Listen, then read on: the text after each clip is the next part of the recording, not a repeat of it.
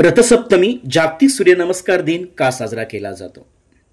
मित्रांनो, माघ महिन्यातील शुक्ल सप्तमी अर्थात रथसप्तमी या दिवशी जागतिक सूर्यनमस्कार दिन साजरा केला जातो. सूर्य हे चैतन्याचे अखंड ऊर्जेचे रूप मानले जाते.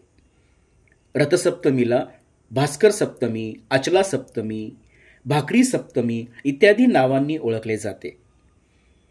महर्षी कश्यप व माता अदिती यांच्या पोटी सूर्यदेवाचा जन्म झाला असे मानले जाते आणि तो दिवस सप्तमीचा होता आणि म्हणून या दिवशी सूर्य जयंती साजरी केली जाते. सूर्य उपासनेला हिंदू धर्मामध्ये अत्यंत महत्त्वाचे स्थान आहे.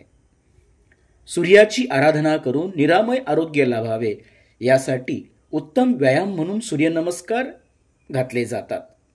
आरोग्याचा मंत्र देणारा हा दिवस खऱ्या अर्थाने सूर्याची उपासना करून सर्वांनी व्यायामाचे महत्त्व जाणावे, दैनंदिन जीवनामध्ये व्यायाम करावा यासाठी अत्यंत महत्त्वाचा आहे. महाराष्ट्रामध्ये मकर संक्रांतीला सुरू झालेले स्त्रियांचे हळदी कुंकू समारंभ रथसप्तमीला समाप्त होतात.